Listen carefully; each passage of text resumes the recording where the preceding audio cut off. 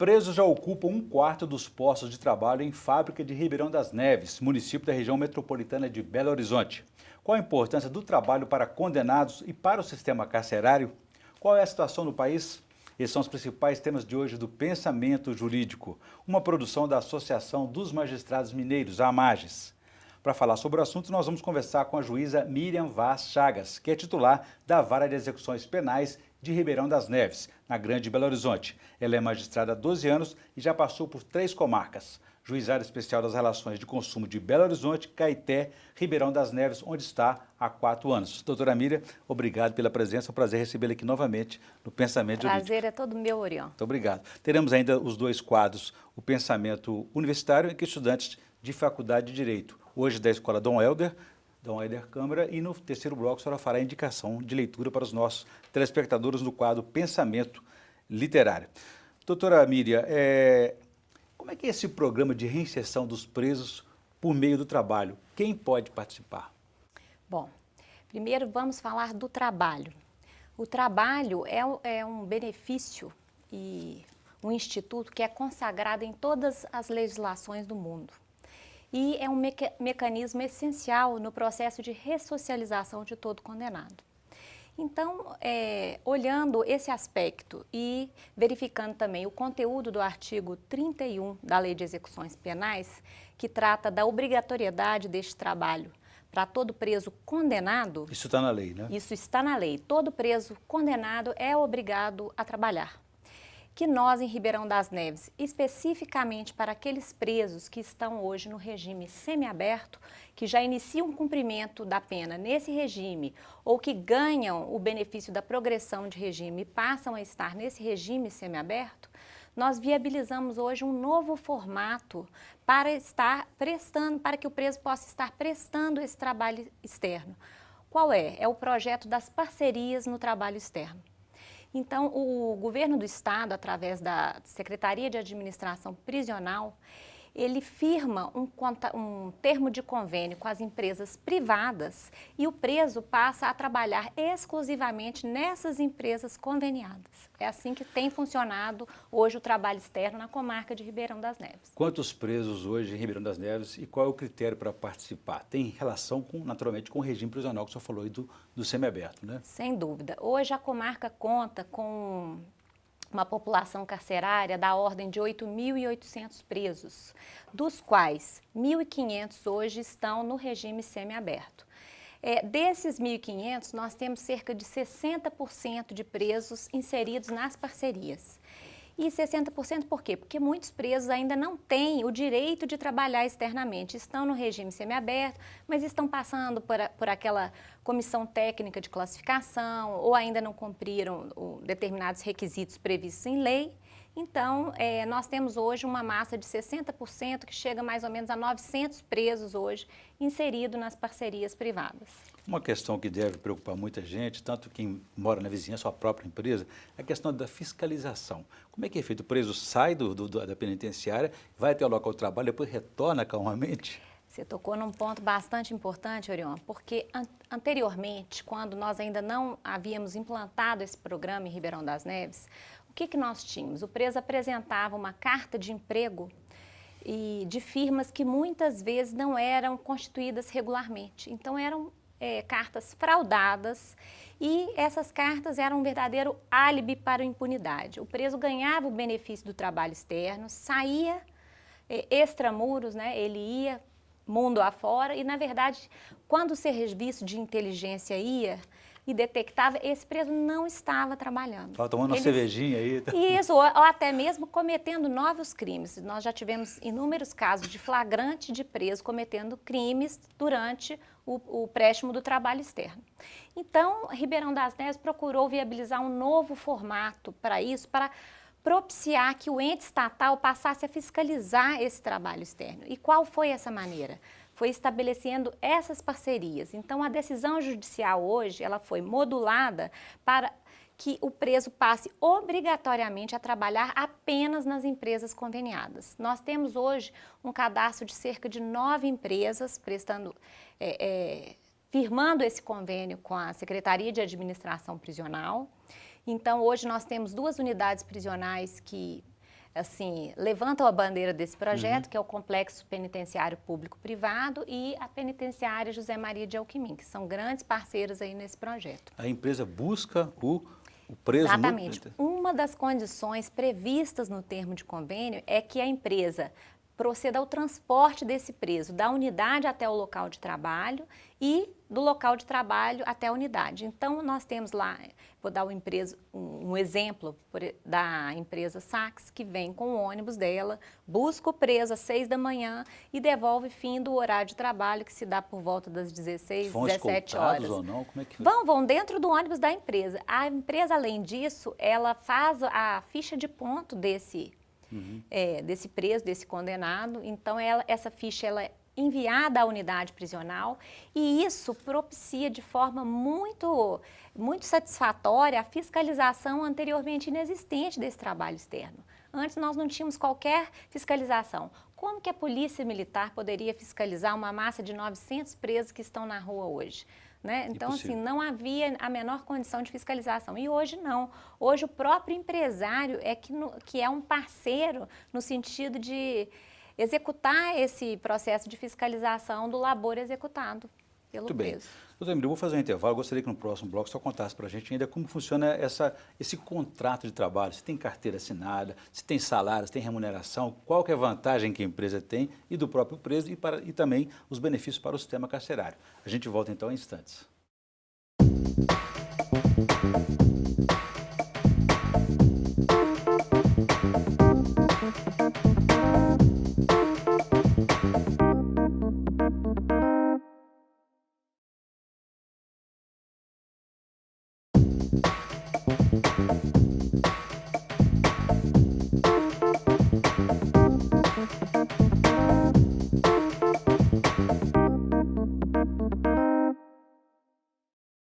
Estamos de volta com o Pensamento Jurídico, uma produção da Amages. Participe de nosso programa pelo e-mail pensamento@amages.com.br. Hoje estamos discutindo sobre a importância do trabalho para os condenados. A nossa entrevistada é a juíza Miriam Vaz Chagas, que é titular da Vara de Execuções Penais da comarca de Ribeirão das Neves.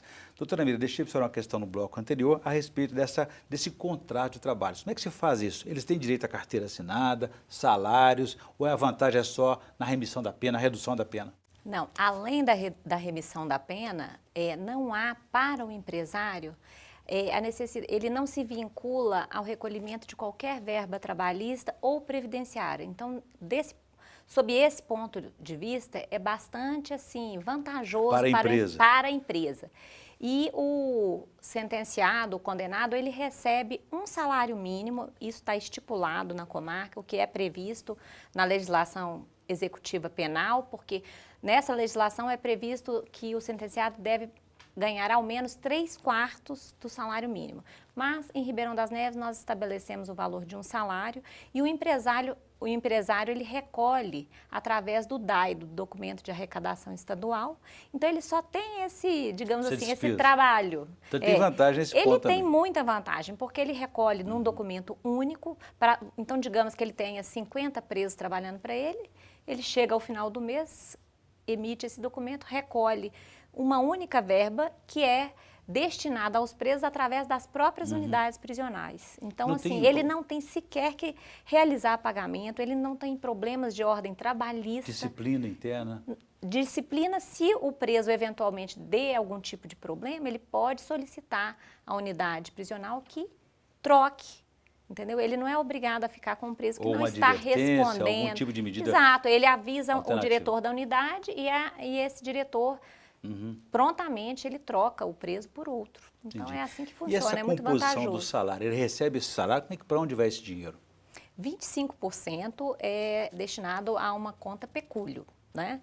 Então ele recebe 75% e esse salário é destinado ao preso findo o mês de trabalho. É isso, além de ter a remissão de pena, né? E ele só tem acesso a esse dinheiro quando ele ganha liberdade ou não? Não, os 75% vão direto para ele durante fim de cada mês ele recebe esse dinheiro. E os 25% são recolhidos a título de pecúlio. E quanto à jornada de trabalho, é a mesma dos outros? Isso, é a jornada prevista na Lei de Execução Penal, né? No mínimo, trabalha junto com todos, reintegrados? Trabalha junto com funcionários de carteira assinada. Então, esse aspecto ele é sobremaneira bastante assim, relevante, porque ajuda a capacitar o preso e a ressocializá-lo. Ele promove uma gradual reinserção desse condenado na vida em comunidade. Ele já começa no semiaberto a ter esse contato externo, esse contato com o local de trabalho e tudo. E temos casos, inclusive, Orion, que o empresário gosta tanto do trabalho que é executado pelo condenado, que chega ao final da pena, esse empresário contrata esse preso, entendeu? Como funcionário de carteira assinada. Nós já tivemos esses exemplos. Já vi vários outros casos que as pessoas alegam que não contratam condenados, às vezes por preconceito, falta de vagas ou falta de segurança. Quer dizer, esses aspectos podem ser superados rapidamente com essa compreensão, essa consciência de que todos têm que participar dessa reinserção? Podem sim. O preso, geralmente, ele é bem cordato.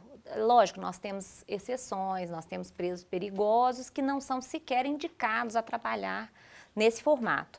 E não estão no semiaberto também, né? Eles continuam fechados às vezes. Não, mas às vezes eles têm a progressão, mas às vezes, assim, não é indicado, a comissão técnica não indica diante do alto grau de periculosidade, nós temos que buscar uma outra alternativa para esses.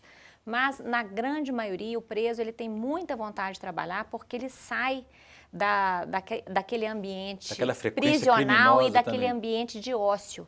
Então, ele ocupando a cabeça, então, o preso ele tem interesse nisso e os empresários têm dado um retorno muito, assim, muito bom a respeito disso, dizendo que a mão de obra prisional tem surpreendido. Entendeu? Nós não temos... Eu volto a esse tema daqui a pouquinho, gostaria agora de ampliar o nosso debate, convidando os estudantes da Faculdade de Direito, hoje da Escola Dom Helder, Escola Superior Dom Helder Câmara, para me ajudar a entrevistá-la. Por favor, a primeira pergunta.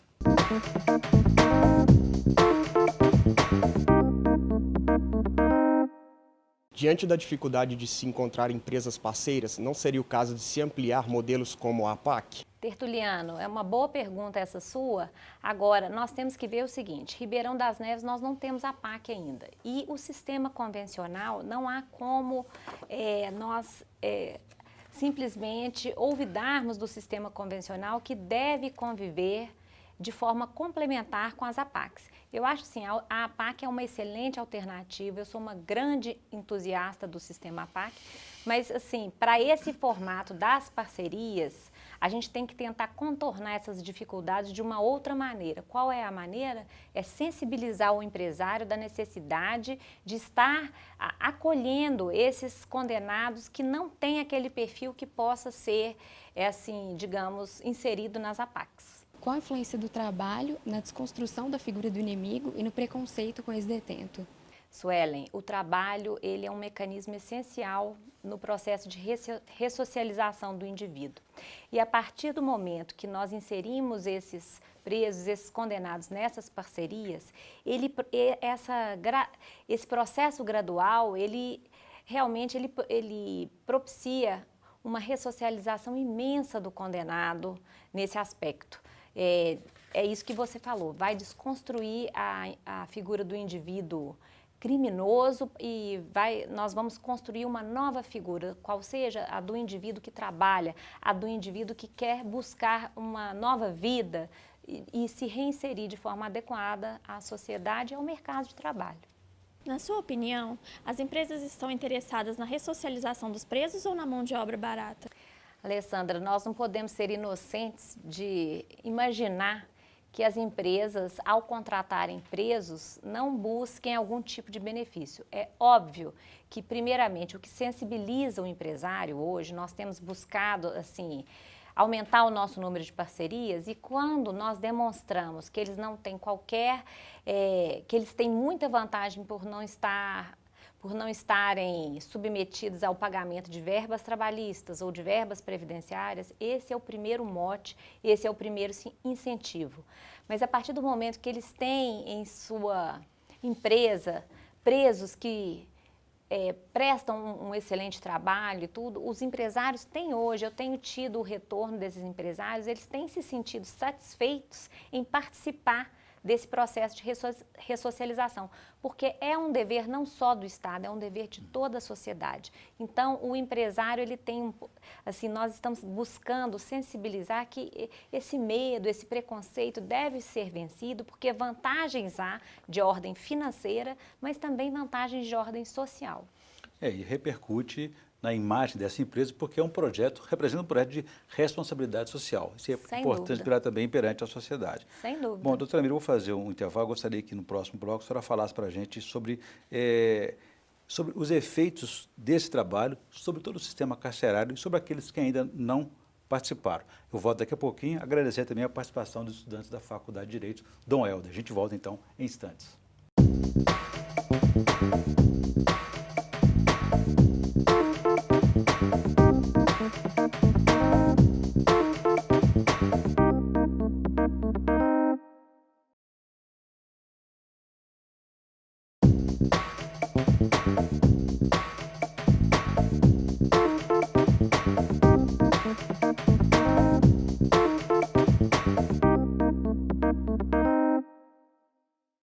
Estamos de volta com o Pensamento Jurídico, uma produção da Magis. Hoje estamos discutindo a importância do trabalho para a recuperação e reinserção dos condenados. A nossa entrevistada é a juíza Miriam Vaz Chagas, que é titular da Vara de Execuções Penais da comarca de Ribeirão das Neves, na Grande Belo Horizonte. Doutora Miriam, deixei para a senhora uma questão no bloco anterior a respeito dos efeitos que o trabalho tem dos condenados fora do presídio, tem sobre o sistema carcerário, no caso especificamente de Ribeirão das Neves.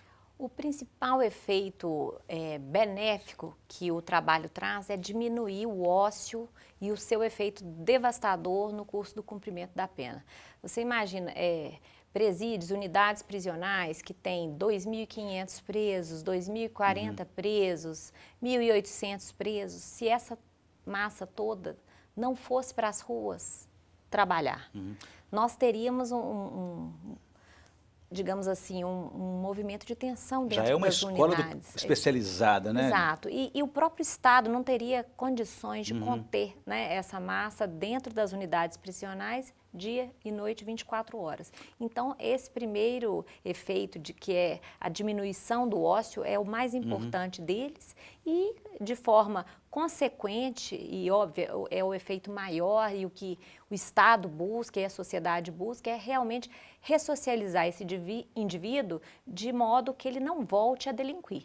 Que esse modelo tradicional de só cumprir pena já fracassou, não fracassou, funciona. É totalmente fracassado. A própria lei de execução penal, ela precisa de uma modificação urgente nesse sentido para nós podermos viabilizar novos formatos. É óbvio, hoje eu tenho esse tipo de projeto em Ribeirão das Neves, mas pode ser que não seja mais adequado para aquelas comarcas do interior.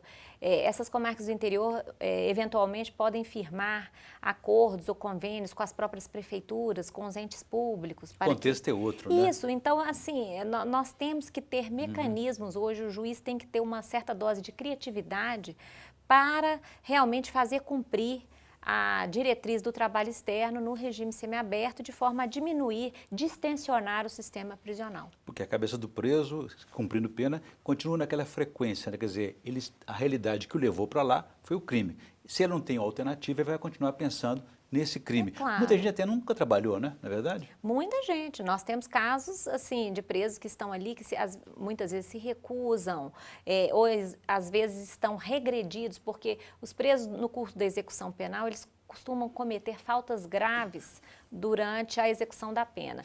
Então, a partir do momento que eles cometem faltas, eles ficam impedidos do trabalho. Então, eles têm que se submeter à audiência de justificação perante o juiz da execução penal e só depois de julgados que eles poderão ou não passar a desenvolver o trabalho. Se forem regredidos, não poderão. Se forem absolvidos, aí poderão novamente trabalhar no extramuros. Sobre indicadores, o senhor já tem alguma avaliação? Já deu tempo de avaliar? Já deu experiência suficiente para avaliar se a taxa de reincidência desses detentos que participam do trabalho é menor do que a dos outros casos? Orion, infelizmente, nós não temos indicadores assim prontos a respeito do índice de reincidência. É um indicador difícil de ser feito, ele é difícil de ser aquilatado e nós precisamos de pesquisas realmente nesse sentido e aí a gente faz um apelo às academias, né? que os estudantes, os estudiosos possam realmente nos ajudar para verificar se aquele preso que trabalhou realmente ele volta ou não a delinquir, se ele se reinsere ou não no mercado de trabalho e na sociedade. Ou não de ressocialização, exatamente. Né? Nós, assim, eu vou confessar, nós não temos indicadores a esse respeito do índice de reincidência. Agora, num olhar assim bastante crítico desta magistrada da execução penal, quando eu cheguei e me deparei com a situação, o que nós víamos eram presos que realmente, durante o trabalho externo, eles cometiam crimes. Eles não só deixavam de cumprir ou de executar o trabalho, mas eles estavam saindo para cometer crimes. E isso justificou a alteração do formato para as parcerias, conforme é hoje desenvolvida na vara de execução penal. Não há dúvida da eficiência desse novo sistema, Não porque só no olhar panorâmico a gente percebe que realmente tem resultados. Doutora Miriam, eu vou fazer uma breve interrupção da nossa conversa, volto daqui a pouco ao tema, mas gostaria que antes a senhora fizesse a indicação de leitura para os nossos telespectadores no quadro Pensamento Literário, por favor.